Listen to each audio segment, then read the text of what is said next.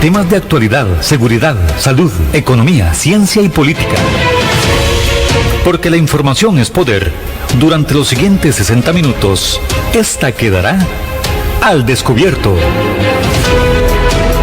Con usted al descubierto. Todos los días. Hoy invitado especial, nuestro querido amigo y corresponsal en la Asamblea Legislativa, viene a explicarnos ciertos detalles ahí que hay en torno a el presupuesto que estuvo en discusión en estos días. Y bueno, se complicó la cosa y parece que se estará pasando a otras esferas, a ver si se discute ya más claramente. Muy buenos días, Guanelli, esperando que se encuentre muy bien. Continúan los bloqueos. Así es, Eric, muy buenos días a todas las personas que amablemente nos escuchan aquí por los 107.1 FM de su radio actual, así como lo dijo nuestro amigo Eric Villalba.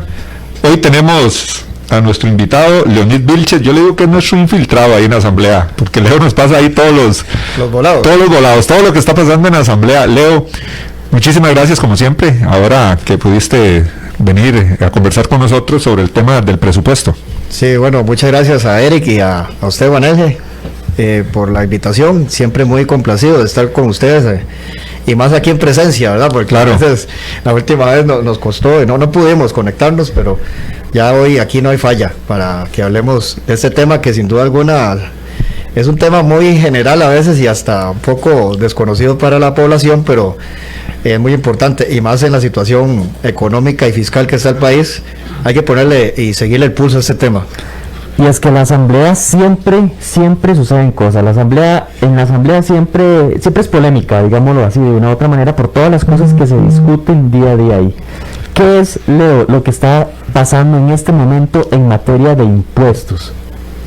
Bueno, vamos a ver, en materia de impuestos, ya que me haces la pregunta, en materia de impuestos estamos ahorita digamos que ahorita no hay ningún proyecto que tenga prioridad en esta materia, pero sí se ha venido, a raíz de la situación fiscal del país, discutiendo a nivel nacional sobre propuestas que de alguna u otra manera le destinen recursos frescos al Estado, que ha dejado de percibir por culpa de la pandemia y de los cierres de la actividad económica, y esto ha dejado un hueco fiscal muy grande que hay que ver cómo se busca la solución.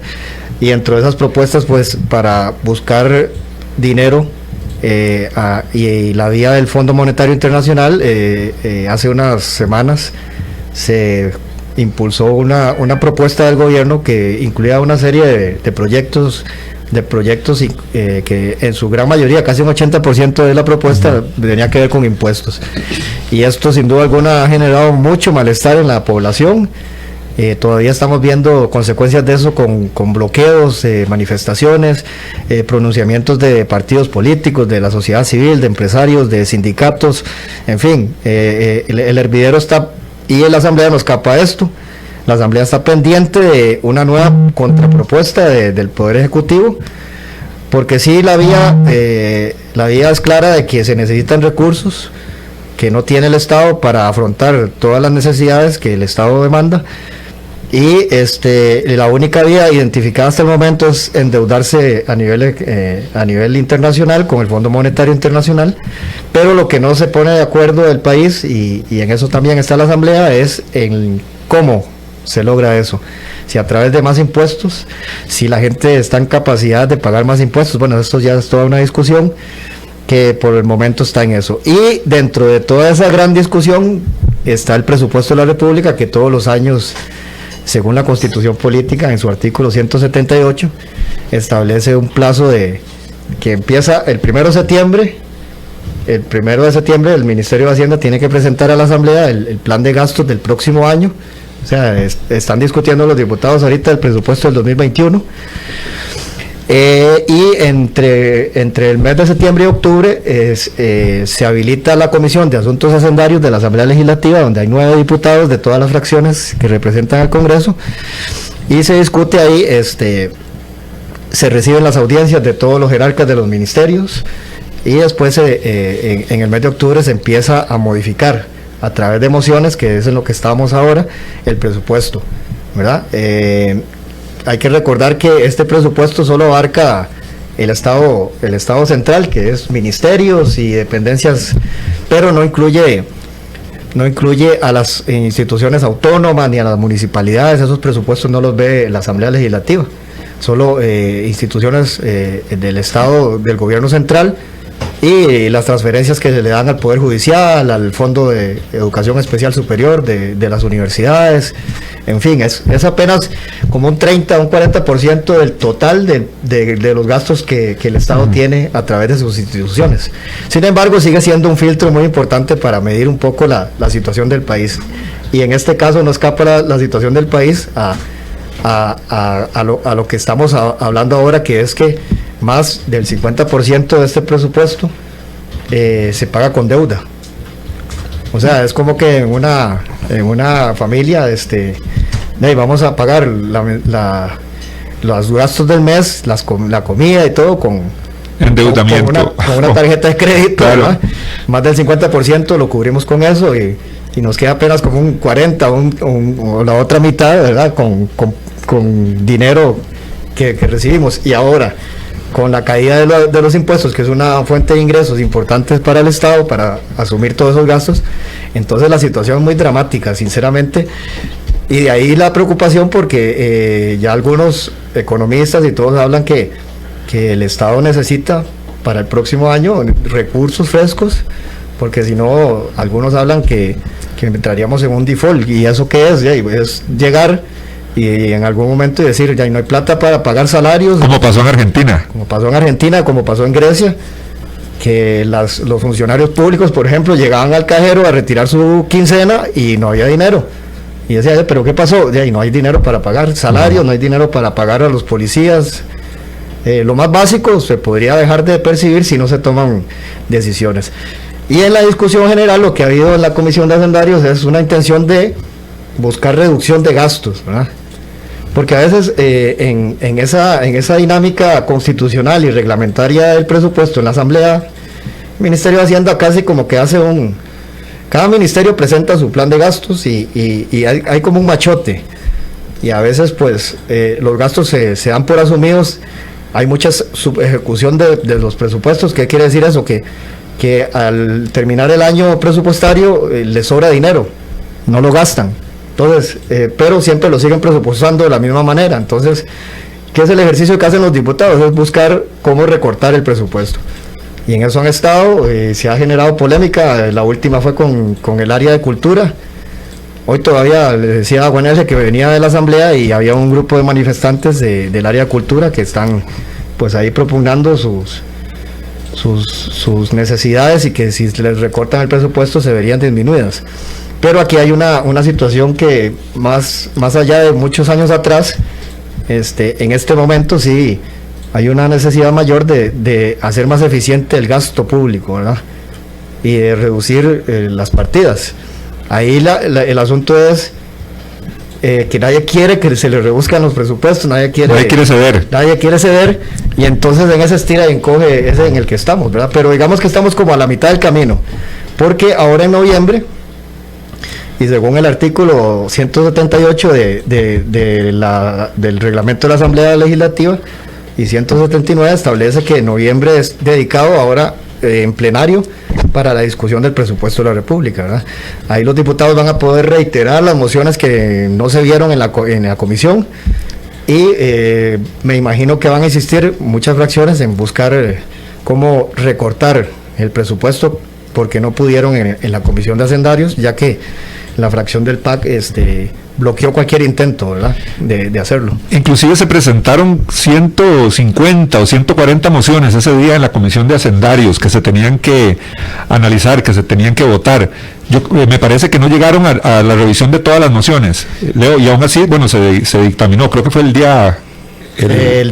martes. El martes, sí. Que sesionó hasta las 11:30. Así es. Estuvieron los diputados de la Comisión de Hacendarios. Sí, digamos que todo el trámite del presupuesto es uno de los trámites que está muy especificado en el reglamento de la Asamblea y en la Constitución. Entonces hay plazos muy perentorios que no puede los diputados no pueden brincárselos ni nada. Y entonces, cuando se llega a ese plazo, lo que esté ahí y no se vio. Está una segunda instancia en la cual ellos van a poder esas mociones volverlas a reiterar en el plenario legislativo. Se abre como comisión. Se abre como comisión si una mayoría así lo decide, ¿verdad? Entonces, quedaron muchas mociones ahí en el tintero y me imagino que van a ser reiteradas. Ese es el pulso que viene ahora. El Poder Ejecutivo ha dicho que ellos, en un presupuesto extraordinario el próximo año, estarían impulsando un recorte de 150.000 millones de colones, ¿verdad? Pero vamos a ver, eso es cualquier cosa, ¿verdad? Y además, como les decía, si apenas el presupuesto de la República, que se discute en la Asamblea, es como el 30% de toda la gran totalidad del financiamiento del Estado, apenas, los recortes que se hagan no van a impactar mucho en las finanzas públicas ya bastante afectadas que están, pero es una señal en la buena dirección de que el gobierno se está socando la faja realmente, no cosméticamente ahí, ¿verdad? Pero sí es una voluntad, digamos, política que andan buscando los diputados, principalmente de oposición, para que digan, el pueblo tiene que hacer un sacrificio, pero nosotros estamos dando el ejemplo de que el Estado tiene que reducir sus gastos y adecuarse a la situación actual, ¿verdad? Pero muchos no quieren ceder en eso, ¿verdad? Eso es lo complicado del panorama, de la discusión que hay. Un cordial saludo para nuestro gran amigo Gustavo Martín Fernández, que hace su reporte de sintonía ahí, como siempre, pegadito en su programa Al Descubierto. Luego tenemos el dato aproximado de cuánto es el monto de dinero que sugiere el Ministerio de Hacienda para el próximo año como presupuesto del gobierno central. Vamos a ver, esa cifra uno como que no se la imagina cuando la dicen, pero es de 11,4 billones. Billones, o los economistas le llaman, son 11,4 millones de colones, ¿verdad? Eso es apenas el 30%. Eso es solo para el Estado, el gobierno central, sí. Y decía yo que pues el tema del Poder Judicial, que es la transferencia, que hay una obligación constitucional de girarle un 8% del Producto Interno Bruto a la justicia, a la administración de la justicia, y está la educación también. La educación del 6% del PIB, y está ahí incluido la transferencia al Fondo de Educación Superior, el FES, para las universidades públicas, entre otras cosas, pero sí, quedan por fuera en este presupuesto. Para aclarar a la gente, no se ve el plan de gastos del próximo año del ICE, ni del INSS, ni de la municipalidad de Tibás, ni de la municipalidad de Moravia, no, eso eso pasa por otro filtro que es la Contraloría General de la República. Entonces, pero estamos hablando que es un montón de plata, ¿verdad? Yo me acordaba que hace unos 10 o 20 años atrás, el presupuesto de la República era de 2,2 billones de colones. ¿El año pasado? ¿De cuánto podrá haber sido? El año pasado era como de 10, ¿verdad? 10 billones, una cosa así, sí. Pero imagínense que creo que más de la mitad de este presupuesto no tiene contenido económico. O sea, entonces aquí volvemos al tema del endeudamiento, de financiar el presupuesto con deuda, ¿verdad? Entonces es una situación que evidencia que el Estado no tiene la capacidad financiera, económica de sostenerse, sino es endeudándose, ¿verdad? Entonces es una situación complicada, y aquí viene ya una discusión de cuál es el Estado que queremos, o el que podemos mantener más bien, ¿verdad? Porque podríamos querer muchas cosas, pero lo otro es cómo se sostiene eso, y a costa de qué y de cuánto, porque muchos defienden la institucionalidad del país, de la existencia de muchas instituciones que nos brindan servicios, no la privatización y todo, pero ¿cuánto nos cuesta eso mantener? Eso es una discusión de fondo que aquí se rehuye muchas veces, y en todo ese abanico de propuestas aparecen ese tipo de propuestas, ¿verdad? Que han hecho políticos, han hecho economistas, de decir que reducimos el Estado, ¿qué hacemos con algunas instituciones que no funcionan o que ejercen duplicidad de funciones en el Estado? porque al final muchas de esas instituciones dan un mal servicio y están llamadas a brindar un servicio eficiente, efectivo y rápido a la ciudadanía, que a través de los impuestos se pagan. Pero muchas de ellas se han vuelto como un fin en sí mismo y en defensa de intereses de algunos sectores. Leo, y es interesante porque se menciona el cierre técnico de algunas instituciones si no se aprueba el presupuesto tal como está. Eso es lo que defienden actualmente el Poder Ejecutivo. Uh-huh. Pero con la experiencia que vos tenés, eso se ha escuchado en otras oportunidades también. Bueno, ahora que decís eso, bueno, yo y no sé, gente que sabe más de estos temas de fiscales y económicos, a mí me da la impresión que nosotros como ciudadanos no nos dicen con claridad cómo están las finanzas del Estado. O sea, eso que nos dicen a veces que vamos a quebrar, o sea, no hay un mensaje del gobierno que nos diga, a partir de noviembre no va a haber plata para financiar el Estado. O hay tanto hasta tal fecha. Y a partir de ahí tenemos que buscar soluciones. Pero es un discurso ambiguo, ¿verdad? Porque, digamos, vemos este tipo de manifestaciones en que nos dicen, si no se aprueba el presupuesto vamos a tener que cerrar todos estos programas. Y se apela a veces mucho a los temas sensibles como población adulta mayor, vamos a cerrar los programas de discapacidad, vamos a cerrar los de asistencia social para combatir la pobreza, vivienda, y si ustedes recortan esto aquí, se cae todo eso. Entonces dicen eso. Pero por otro lado uno ve que se firman convenciones colectivas millonarias en épocas de crisis, o uno ve, como vimos hace poco, una noticia de que iban a invertir en unas paraguas en acueductos, 42 millones y otro tipo de gastos, que uno dice, bueno, entonces, ¿cuál es realmente la situación fiscal y económica del gobierno? Si realmente con estos recortes se va a ver afectado la prestación de los servicios básicos que tiene que hacerse o no. O es que estamos en una burbuja en donde como decíamos, no quieren nadie ceder a lo que ya tiene, a la comodidad, digamos, que ha venido teniendo algunos sectores, ¿verdad? Entonces es muy complicado, y esa certeza de cuál es el estado real de las finanzas, ningún jerarca por muchos años lo ha querido dejar con claridad para que la gente se convenza que realmente la situación es alarmante o no la es, ¿verdad? A veces no la pintan así, a veces no, y hay noticias contradictorias alrededor. Y a lo interno de la Asamblea, precisamente de la Comisión de Hacendarios, los que tienen que discutir, valorar si el monto que el Ministerio de Hacienda está sugiriendo está bien o está mal, ¿cuál es el sentir? O sea, ¿por qué es que esto dura tanto tiempo en discutirse? Es que algunos diputados dicen no, es mucho, debe ser menos, otros dicen no, más bien ocupamos más dinero. Ese es el juego que se realiza a lo interno. Sí, vamos a ver, Eric, ahí es un juego de ajedrez el que se da siempre en esta discusión, y más en la coyuntura actual. Los diputados que han impulsado hasta el momento la mayor cantidad de recortes han sido gente de Liberación Nacional y de la Unidad Social Cristiana.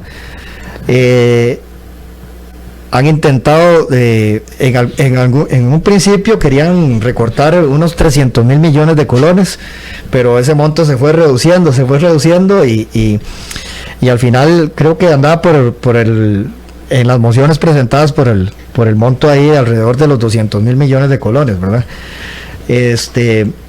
Pero en esa dinámica de la comisión, que ha sesionado extraordinariamente y tarde, hasta horas de la madrugada en algunos casos, no permitió, por parte, digamos, de la estrategia del PAC, avanzar mucho, porque la mayoría de las intervenciones sobre mociones las utilizaba el Partido de Acción Ciudadana en una estrategia, válida o no, pero la permite el reglamento de la Asamblea.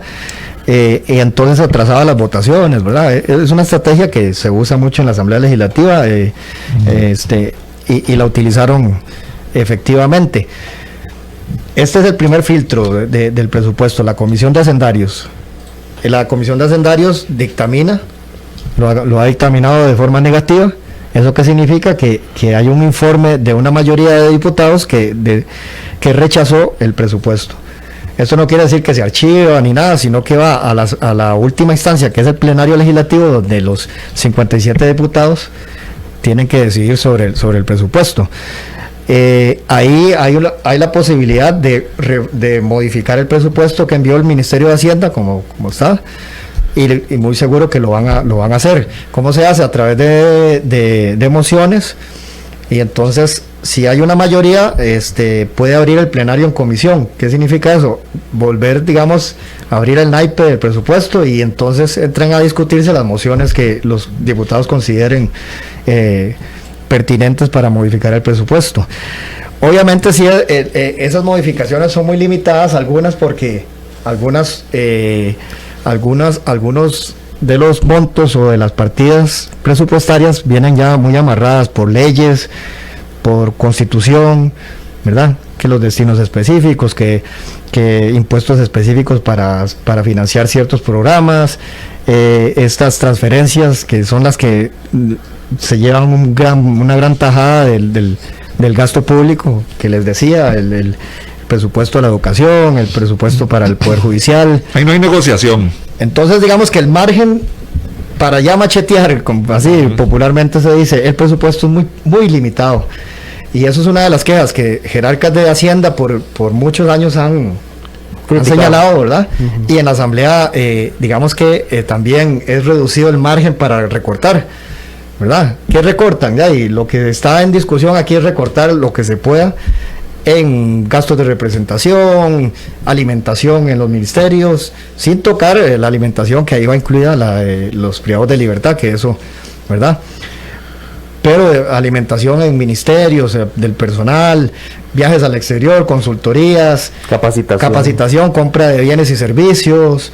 Eso es lo que pueden ahí maniobrar los diputados y manosear, digamos, por así decirlo, de recortar, de bajar los gastos.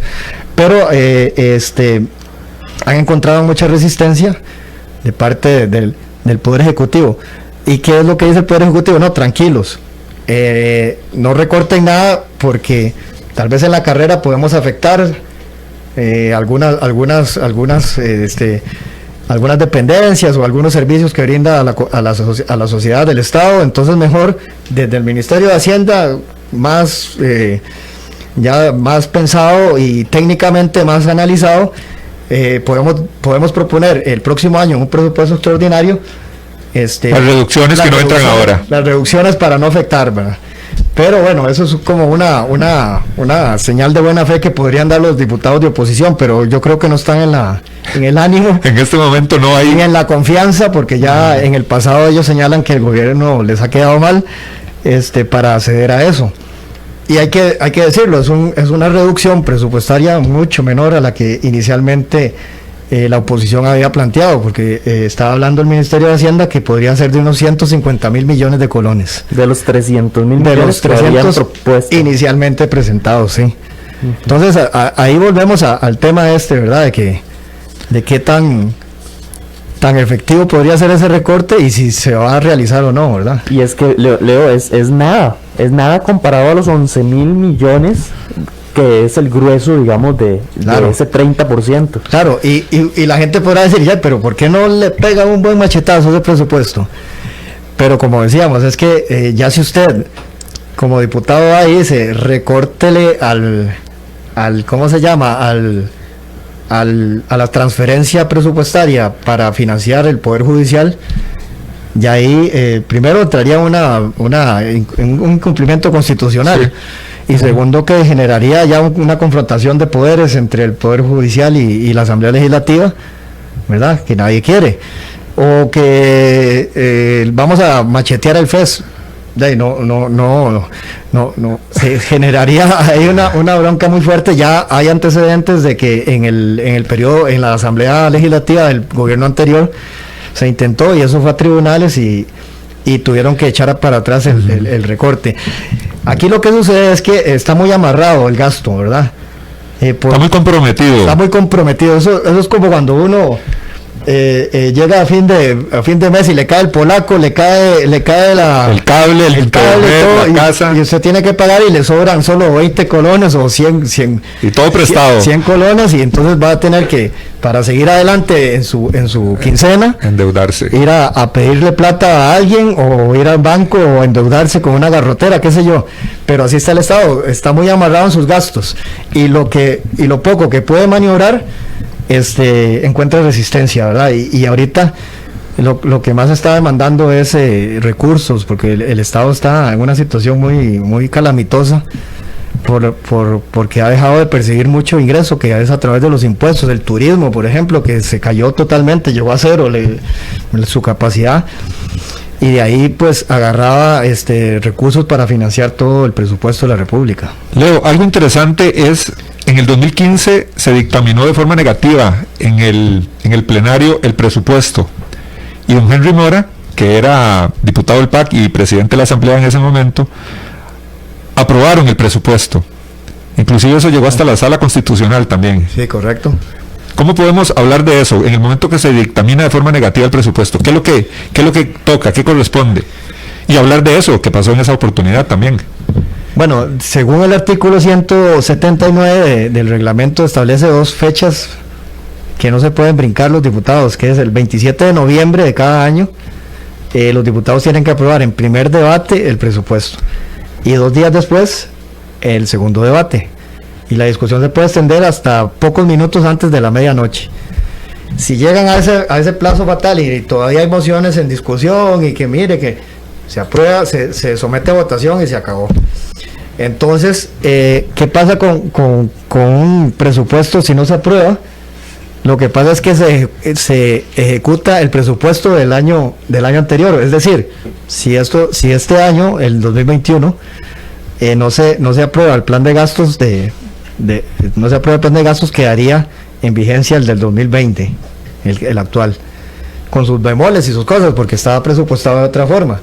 Pero es una de las situaciones en las cuales se puede caer si no se encuentra un consenso, que yo me temo que puede pasar algo de eso, aunque ya en el plenario digamos que la estrategia utilizada por el PAC en comisión se les puede complicar, porque ya hay más diputados que en una comisión como la de Hacendarios, que pueden decidir hacia un lado o hacia otro, ¿verdad? Pero el ánimo es de recortar, ¿verdad?, lo más que se pueda. Y eso que pasó en el 2000, ¿qué fue? 15, ¿verdad? Fue, sí. Eso fue un entuerto jurídico, ¿verdad?, que nunca había pasado en la Asamblea Legislativa, de aprobar un presupuesto que la mayoría le dijo que no, ¿verdad? Uh-huh. Pero por una resolución en aquel entonces de la presidencia. Y ese presupuesto fue el primero que presentó Luis Guillermo Solís, y tenía un incremento muy grande. Dicen los conocedores del tema que ahí fue donde empezó a agravarse la situación fiscal y económica del país, con ese presupuesto que le dio fue un aumento casi como del 9% al sector público. No sé si se acuerdan ustedes, uh-huh, que fue el incremento salarial más grande en los últimos años, y se le aumentó porcentualmente mucho al Fondo de Educación Superior Especial, que fue otro de las críticas que se le hizo al gobierno de Luis Guillermo Solís, porque él, siendo académico, benefició a sus compañeros, decían en aquel momento, ¿verdad?, siendo académico de la Universidad de Costa Rica, y le destinó un aumento bastante jugoso al Fondo de Educación Superior, al FES. Pero dice que ahí fue donde empezó a trastabillar aún más las finanzas públicas, que ya venían desde hace rato, ¿verdad? La génesis de todo este problema presupuestario económico se remonta al 2007, por ahí, 2008, cuando estaba la crisis en Estados Unidos, uh-huh, y que aquí el gobierno de Óscar Arias con el plan escudo, ¿sí?, empezó a generar algunas medidas, señalan los economistas, que fueron muy buenas, pero otras no tanto, como el incremento en la planilla del Estado, principalmente en el área de salud, que se contrató mucha gente en la Caja Costarricense de Seguro Social, pero que no mejoró en mucho o en nada los servicios de salud para la gente, ¿verdad? es otra de las grandes discusiones. Fíjese que el Estado destina cada vez más recursos a la educación, que para mí eso es bastante encomiable, ¿verdad? Y tiene que ser así. La educación es un motor de desarrollo para los pueblos. Pero hay unas pruebas que se llaman pruebas PISA, que evalúan la calidad de la educación en los países. Y Costa Rica va en retroceso. O sea, si comparamos la inversión que hace en recursos, la inversión estatal que hace en educación Costa Rica versus la calidad de la educación, hay una gran diferencia. Países que invierten menos tienen mayor calidad en la educación. Entonces uno dice, ¿qué está pasando?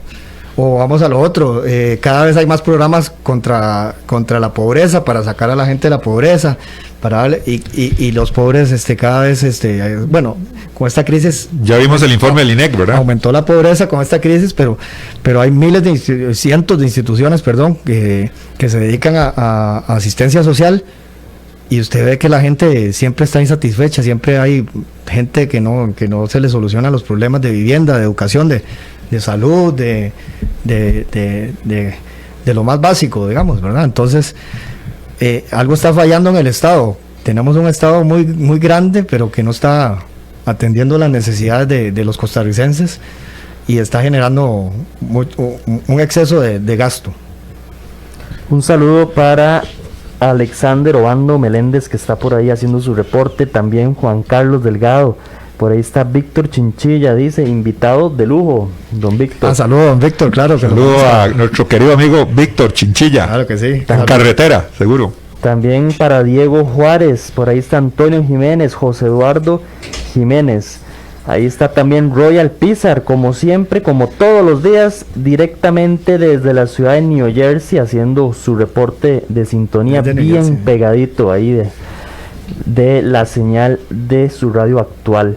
Por acá tenemos un comentario, Antonio Jiménez, está muy bueno el tema que tratan, sin embargo me llama la atención que utilicen bozal, dice, los creía más inteligentes, ¿a poco se agitan y se les escucha que respiran? Muchas gracias a Antonio por su gran comentario. Pues no cierra, de salud, que Dios guarde. También José Eduardo Jiménez, no existe credibilidad ninguna, han engañado, han mentido tanto que nadie cree a ningún jerarca del Poder Ejecutivo. También Jeffrey Pizarro, para rebajar el presupuesto tienen que eliminar los lujos y privilegios en que incurren las instituciones y nadie controla esos gastos, los recursos sin ningún respeto por el pueblo, haciendo referencia a este otro tema que viene muy ligado, Leo, para solventar la cantidad de gastos que tiene en un año el gobierno central. Se necesita dinero que se puede obtener de dos formas: una, inyectándole ese dinero, o dos, haciendo que sean menos la cantidad de dinero que se necesita a través de recortes, a través de gastos, que parece que esa ha sido una crítica del pueblo. ¿Cómo es posible que soliciten más presupuesto, más dinero, pudiendo recortar muchas cosas, inclusive se habla de recaudar mejor los impuestos? Sí, y eso que señalas, Eric, es muy cierto, y se hace más patente en la situación actual del país, ¿verdad? Porque un gobierno, independientemente del partido que esté en el gobierno, un gobierno si no da el ejemplo a los ciudadanos, no, igual que sucede en casa, ¿verdad? Si el papá no da el ejemplo, no puede exigirle a sus hijos que se comporten de determinada manera. Igual el Estado, si el Estado es un Estado que uno ve que despilfarra el dinero, que uno ve que no cumple con sus obligaciones, pero que le exige al pueblo hacer un sacrificio, entonces ahí hay una distorsión en el discurso, y está pasando con esta última propuesta que generó tanta polémica, que fue la del Fondo Monetario Internacional, donde estaba pidiéndole a la gente que hiciera un sacrificio aparte del que ya había hecho con la pandemia, y que ha dejado a mucha gente sin ¿cómo se llama?, sin trabajo y sin oportunidades, y que haga un sacrificio aún mayor, ¿verdad?, a través de impuestos y del otro lado no ve un acto de constricción del Estado en reducir, entonces sí es muy contradictorio, muy injusto, y se nota hasta de alguna manera odioso, ¿verdad? El que salgan los políticos a exigirle a la gente: mire, usted tiene que pagar más impuestos para seguir financiando la ineficiencia de un Estado. Entonces, es necesario aterrizar en este tema, y tal vez esto de los recortes sea un punto de partida, Eric, porque como decíamos, la situación es tan grande y está tan entronizado el problema, que las soluciones a este problema son estructurales, son de fondo, ¿verdad? No puede ser que en este país tengamos más de 100 impuestos, y de esos 100 impuestos casi solo 4 son los que recogen el 90%, recaudan el 90% de los ingresos del Estado, y los demás lo que hacen es generar distorsión digamos en la actividad económica, distorsión y ineficiencia y evasión y una serie de incomodidades para el que recauda y el que tiene que pagar, ¿verdad? Entonces no puede ser que un presupuesto como este esté tan amarrado, ¿verdad? Como decíamos, por leyes o por constitución, y entonces es poca la maniobra, y en situaciones tan extremas como vive el país en este momento, no se puede hacer más que este tipo de recortes cosméticos, ¿verdad? No puede ser que el Estado esté obligado, aunque no tenga recursos, a girar ciertos dineros a ciertos sectores, ¿verdad? En el proyecto de ley de fortalecimiento de las finanzas públicas, el famoso plan fiscal que se aprobó en 2018, ahí se avanzó un poco en algunas cosas, ¿verdad? Como por ejemplo, estas leyes con destino específico, como por ejemplo la del impuesto a los combustibles, que se destina para supuestamente el mantenimiento de las vías, de las calles, ¿verdad? Y otros más, el Estado está obligado, Hacienda está obligado a destinarles año con año, aunque no tenga los recursos, tiene que girarle los recursos, porque son leyes que lo obligan a hacer eso al Ministerio de Hacienda.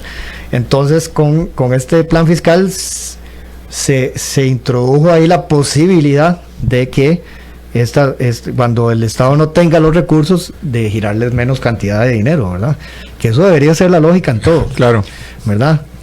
Porque usted, ya, en una casa, si usted ve que no le va a alcanzar la quincena, usted dice, bueno, voy a reducir los gastos de salidas al cine o almorzar fuera, voy a cocinar aquí, no voy a salir, voy a usar menos el carro esta quincena porque no me alcanza. Pero ¿qué hace el Estado? No, tengo todas esas necesidades, no tengo el dinero, voy a pedirle prestado a Julano para seguir en la misma vida durante esa quincena, y después pago en la otra, y ahí va. Eso es lo que ocurre, ¿verdad? Que el Estado se ha quedado desfinanciado y se ha mal acostumbrado a financiar todos sus gastos sin buscar la eficiencia y sin buscar cómo contener el gasto a través de la deuda. Y más adelante pagaremos, o más adelante estaremos en mejores condiciones para asumir todas estas deudas. Porque el próximo gobierno resuelve. Bueno, eso es lo que en dicen el peor algunos, de los casos. Eso es lo que dicen algunos, que lo que está buscando este gobierno es llegar al 2022 con lo que pueda conseguir con el Fondo Monetario Internacional, y que el otro gobierno resuelva todo este problemón que hay, ¿verdad? Porque es un problema estructural serio, y de toma de decisiones de qué modelo de Estado es el que queremos. Yo creo que ya llegó ese momento. Hemos pateado la bola muchos años, pero muchos, creo que hasta décadas, puede uno decir. Leo, en este momento, ¿cómo están las bancadas ahí en la Asamblea Legislativa? ¿Hay cohesión dentro de los diputados? A pesar de que sabemos de que esta legislatura se han dado muchos diputados que se han convertido en diputados independientes. Sí. Pero ¿cómo hay esa cohesión? Porque eso es muy importante, lógicamente, a la hora de llegar a una votación, a dictaminar un proyecto como el presupuesto. Vea que la gente a veces en sus observaciones y todo, sin ser experto en el tema, tiene mucha razón. Y yo cada vez escucho más gente de afuera que me dice, ¿cómo es posible que 10 diputados, que es lo que tiene el PAC, siempre sale ganancioso o ha salido ganancioso en las discusiones legislativas en estos últimos años, cuando la oposición son 40 y resto, ¿verdad? Eso me lo pregunta mucha gente y uno se hace la misma pregunta, ¿cómo han logrado eso? En el pasado han habido fracciones de 22, no sé, 23 y a veces perdían discusiones y cuesta, sí, pero el PAC ha sido muy hábil en esta administración, teniendo una minoría, porque el pueblo decidió darle mayor representación y pluralidad a la Asamblea Legislativa, y que no fuera el PAC, pero el PAC siempre consigue o se sale con la suya, ¿verdad? Eso es como la estrategia del divide y vencerás, ¿verdad? Y se le ha achacado, y en encuestas ha señalado, eso no lo digo yo, lo han señalado algunas encuestas que señalan algunas fracciones como aliados del PAC en algunas discusiones y algunos temas. Pero en este escenario me parece a mí que hay una cohesión mayoritaria de diputados que quieren recortar el presupuesto, ¿verdad? Incluyo gente de Liberación, de la Unidad, incluyo gente de Restauración, de Nueva República, independientes. Vamos a ver cómo se desarrolla en cómo se llama, en el plenario la discusión. Creo que en ese foro tan amplio ya, de plural de 57 diputados, creo que la estrategia que aplicó de obstruir el conocimiento de las mociones en la Comisión de Hacendarios por parte de la fracción del PAC, creo que les va a ser más difícil, pero bueno, está la moneda tirada al aire y vamos a ver cómo cae. Y también ahí entra el juego, lógicamente, de negociación, porque a todos estos diputados va a haber un acercamiento por parte del Poder Ejecutivo. Así es, sí, bueno, vos conocés, sí, la dinámica esa de que, mira, ayúdame con esto, yo te ayudo con esto otro. Ya se eliminó aquella práctica que era una práctica que permitía eso de negociar de esa forma, que eran las partidas específicas y todas esas cosas. Sí. Todo eso se eliminó, pero antes se negociaba así, y todavía de alguna manera, mira, esta partida para tu comunidad y tal cosa, y ¿verdad? Yo no sé hasta dónde va a llegar, digamos, la determinación de los diputados de gobierno de impedir los recortes, ¿verdad?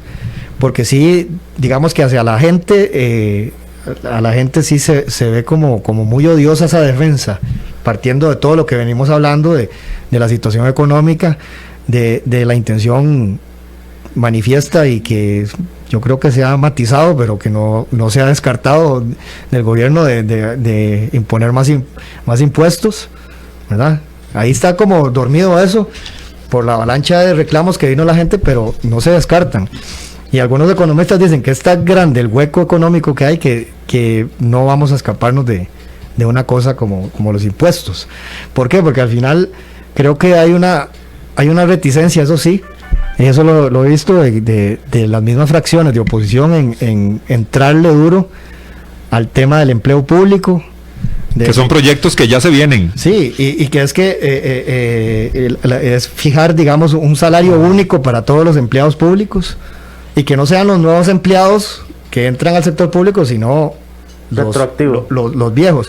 No tanto retroactivo, porque la ley no puede ser retroactiva y provocaría, digamos, reclamos judiciales y todo. Una nueva contratación. Pero lo que han dicho algunos expertos es que se permita que a partir de la entrada en vigencia, hasta los viejos se les aplique en adelante, ya los derechos que tienen adquiridos no pueden tocarse, pero a partir de la entrada en vigencia de la ley, en adelante, todo lo que tiene que ver con dedicación exclusiva, pluses, salarios por disponibilidad, carrera profesional, todos esos se adecúen a un estándar nuevo que permita que por ejemplo, un abogado que trabaja en el Ministerio de Hacienda tenga diferencia salarial de un abogado igual en el ICE o qué sé yo, que eso es lo que está pasando ahora, ¿verdad? Que son escalas salariales muy diferentes, y que se ataque el tema de los pluses, que es lo que eleva más, digamos, las remuneraciones que se presupuestan en los presupuestos públicos, valga la redundancia, es uno de los mayores demandantes de recursos, el tema de los salarios de los empleados. Y bueno, y después de ahí viene todo lo que tiene que ver con el Estado. ¿Qué hacemos? Ahí en la Asamblea hay propuestas para unificar todo lo que tienen todas las instituciones del sector social. Hay propuestas para fusionar todas las superintendencias que hay en el país, la de pensiones, la de entidades financieras, la de comunicaciones, en serio, unificarlas todas en una sola para reducir burocracia. Pero en un año previo a la campaña electoral, ustedes saben que eso es muy complicado hacerlo, ¿verdad? Uh-huh. Y ningún gobierno se va a comer ese chicharrón, ni ningún partido de oposición se va a comer ese chicharrón, porque se habla de venta de activos, por ejemplo, ¿verdad? Algunos van más allá de lo que se ha hablado de Fanal y de ¿cómo se llama?, de VIXA. Algunos hablan de fusionar o de vender el Banco de Costa Rica, que este país tiene muchos bancos del Estado para un país tan pequeño, ¿verdad? O de cerrar instituciones. Pero ¿qué pasa con la gente que está en esas instituciones, ¿verdad? ¿O qué va a pasar si se anuncia algo de eso y en las calles con la efervescencia de los sindicatos? En fin, es un tema que si se aborda eso, para algunos economistas ni siquiera se podría solucionar el problema, se requerirían más impuestos. Uh-huh. Entonces, pero en una situación económica como esta, es que la gente está sin trabajo, que algunos están empezando a medio levantarse después de tanto cierre económicamente, y que le digan, mire, usted tiene que pagar más impuestos, es muy grosero, ¿verdad? Leo, y es que ya se sienten esos aires electorales, estamos a pocos meses. Los tiros electorales. Ahí ya empieza. Y lógicamente, todas ese beneficio o esa ayuda que tal vez muchos diputados han tenido, o esa alianza que mucha gente puede decir que los diputados del PAC han tenido, a pesar de ser solo 10, como comentaste, bueno, ya a partir de ahora yo creo que eso casi que muere, y empiezan esos aires electorales que lógicamente ya los partidos políticos, las bancadas, empiezan a saber qué es lo que les conviene y qué no. Podría estar el presupuesto en estos momentos ya de estar también siendo parte del botín, de la discusión. Exacto. Sí, este presupuesto, recordemos que es para el próximo año, ¿verdad? Y el próximo año, ya a mediados de año, empiezan los fuegos electorales, ¿verdad? Internos de las agrupaciones. Y recordemos que hace unos meses se empezó a discutir ahí algunas reformas para reducir el monto de la deuda política, de reducir el periodo de campaña política, que empieza en la actualidad, y así lo dice la Constitución, en octubre y termina en febrero con las elecciones. Algunos querían machetear el mes de octubre y que empiece en noviembre. Pero sí, ya los fuegos electorales andan por ahí, se habla de precandidatos dentro de la Asamblea, ¿verdad? Entonces, en medio de todo ese berenjenal, como dicen los viejillos, ¿verdad? Está la situación del país, que es apremiante, ¿verdad? Entonces, es muy complicado, ¿verdad? A veces la gente se pregunta, pero ¿por qué son así, ¿verdad? De dejar pasar las cosas, pero la dinámica, a veces hay mucha gente, no lo dudo, que tiene buenas intenciones, pero la dinámica política los lleva ahí y distrae mucho a veces de las decisiones que hay que tomar. Y a veces las decisiones que hay que tomar son muy, muy severas o muy complicadas, que prefieren rehuir, ¿verdad? O patear la bola, como hacemos mucho en este país, ¿verdad? Decir, mañana resolvemos eso. Sí, ir dejando que pase. Y en este caso, las finanzas públicas, el peligro es que ahorita nos reviente todo, ¿verdad? Toda esta burbuja. Leo, en materia de presupuesto, la casa está desordenada, ¿verdad? Eso totalmente, queda claro. Sí. Totalmente. Por culpa de los padres que habitan en esa casa, de los padres de la República, pero parece que también, con lo que decís, las reglas establecidas para esa casa limita a estos padres para que puedan tomar decisiones. ¿Será una solución empezar un poquito a modificar ese tipo de limitantes que existen ya desde la Constitución política? Los diputados avanzaron en este periodo en una cosa que se llama la regla fiscal, que es como un parámetro para decir de que de cierta parte de endeudamiento del Estado se congele una serie una serie de gastos, digámoslo así, para explicarlo un poquito así, que la gente nos entienda, porque eso es muy técnico. Yo ni yo lo entiendo muy bien, pero es una limitación al gasto. Eso es como una norma que le dice a usted como jerarca del ministerio: vea, llegó a cierto punto de gasto, hasta ahí le llega, ve a ver cómo se la juega. Lo que pasa es que en el camino volvemos a lo mismo. Aquí hay una serie de sectores que se ven afectados y entonces reclaman, presionan, van a la asamblea, algunos sectores muy cercanos a ciertos partidos, y entonces se flexibilizan las cosas. Una de las más criticadas fue ahora que estábamos en plena pandemia, en lo más y mejor, como dicen, las municipalidades hicieron una gestión para que lo sacaran de la regla fiscal, porque decían ellos que estaban recaudando menos ingresos de los tributos, entonces necesitaban que el presupuesto fuera más flexible y no estuviera tan amarrado a esa norma. Lo sacaron de ahí. Eso fue un reclamo que hasta el ministro de Hacienda de aquel entonces, que ya no está, lo criticó mucho y generó roces con el presidente de la República. Y digamos que eso es como una norma para atacar, ¿verdad? Pero de ahí en la discusión ha habido muchas propuestas para mejorar lo que es el ejercicio y esta dinámica de construir el presupuesto de la República, porque es muy automatizado, como le decíamos. Ya casi es como un machote que todos los años presentan. No se busca o no se hace un análisis más allá de las partidas, si realmente están siendo eficientes esas partidas, si realmente se necesitan o se pueden dispensar de ellas.